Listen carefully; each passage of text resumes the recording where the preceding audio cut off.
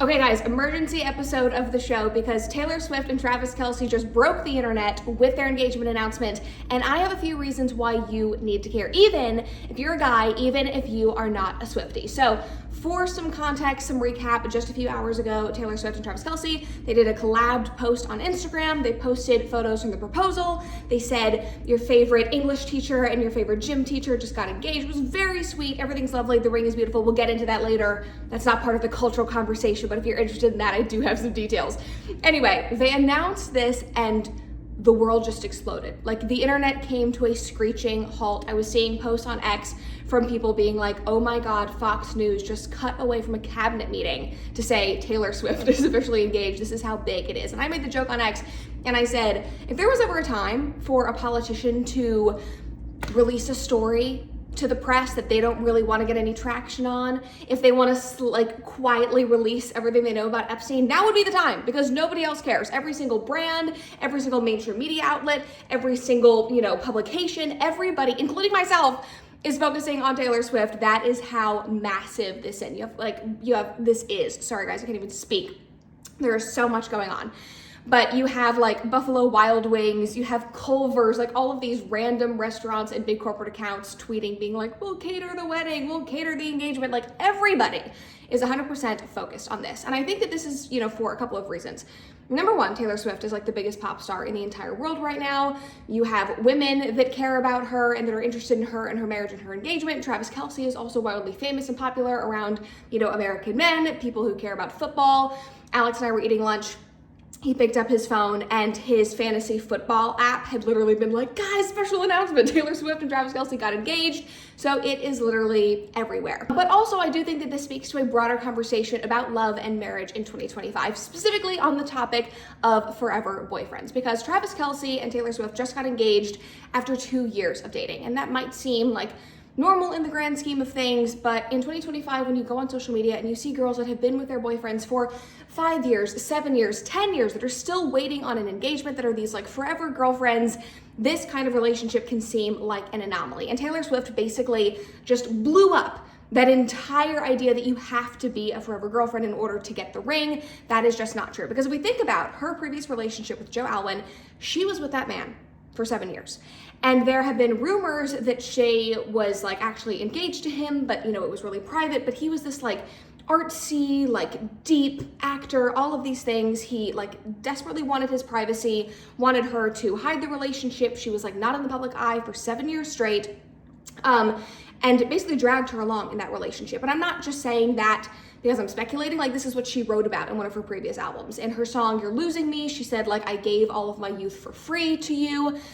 In So Long, London, I believe that she wrote something very similar. Those two lines, sometimes I get confused, but she wrote about this at length, saying, like, I gave you all of my great years and you took advantage of that. Like, I poured so much into this relationship, just waiting, like, hanging on. In So Long, London, she writes about, like, clenching onto the relationship, like white knuckling it, being like, I'm not going down with the ship, I'm not abandoning it.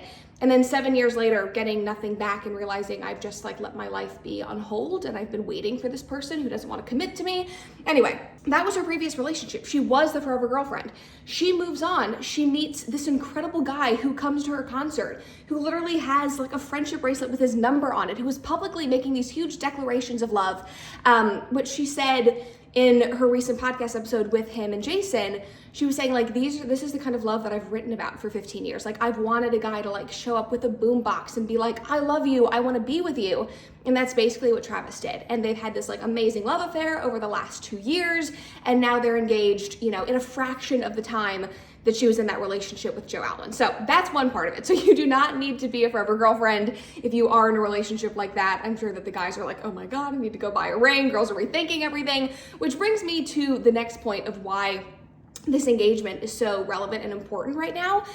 And it's because I don't know if there are any hard studies on this. I don't think that there are, but celebrity relationships and celebrity marriages play a huge role in the cultural tone of an era. Like, think about David Beckham and Victoria Beckham and their wedding. Think about, Princess Kate and Prince William and their wedding. That was huge. The royal wedding was talked about for years. Just, a couple of years ago, we had Sophia Richie's wedding, which basically made so many women, decide that they wanted to get married and have kids, that they wanted to stop dressing like hoes and be classy. She like ushered in this like quiet, luxury, modest type of fashion. Like these relationships, these weddings, these marriages, they have the power to change culture. And if you think that Taylor Swift getting married, being engaged, being in a long-term relationship is not going to do that, I don't know what to tell you. Like this is the end all be all for women around the world right now. I was about to say women in America, but really around the world right now. And you might think that this is kind of ridiculous, but she is signaling that marriage is something to strive for, that love is worth seeking out, that you should wait for an amazing guy, that you should, follow that institution, and seek that commitment, I guess is what I'm trying to say. And so I'll be interested to see what comes from this. I doubt that they're going to do some huge elaborate wedding. I feel like it'll be more of an elopement. I don't think she would, I feel like she would blow up the wedding industrial complex if she tried to do some big kind of wedding.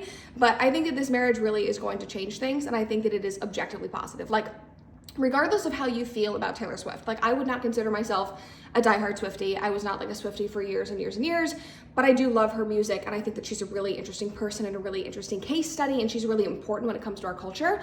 But I do think that this is objectively positive, and what I was trying to say is that even if you are not a diehard fan, you should see this as something that is good. And I know that conservatives like to rag on her. Trump was posting, a couple months ago being like, I ended her, she's irrelevant. No, she's not. Like, love her or hate her, she is incredibly, incredibly influential. She is incredibly popular, and we should be rooting for her to set a good example for women and men around the world. And I think that she is doing that with this engagement, with this marriage. So anyway, I wish her all the best. This was a very exciting thing to spend my day reading about. And then for any of the chicks out there who are interested in her ring, because I was 100% interested in it, it's stunning. It's like very intricate. It looked antique. So I texted our jeweler that made my engagement ring with Alex, who's become a really good friend of ours. That feels like so bougie to say, but he just has become a good friend.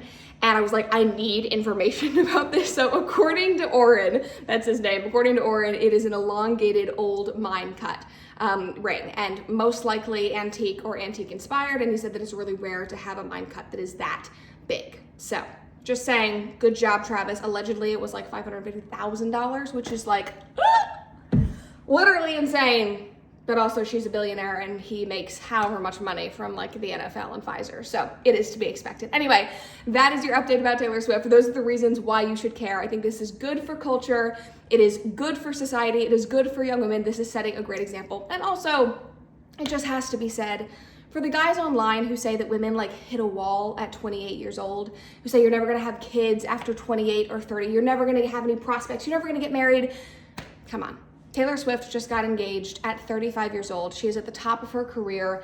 She is so happy. She is succeeding. She is thriving. She is stunning. She's not hit the wall. So if you are not engaged or married by 28 or 30 or 35, just know you have not hit the wall. It is not too late. This is always something to strive for. Love is something that you should seek out. You should find a good man. You should find a good woman. And you should not be red-pilled by people on the internet. Black-pilled by people on the internet. So that's my message for you today. All right, see you guys later.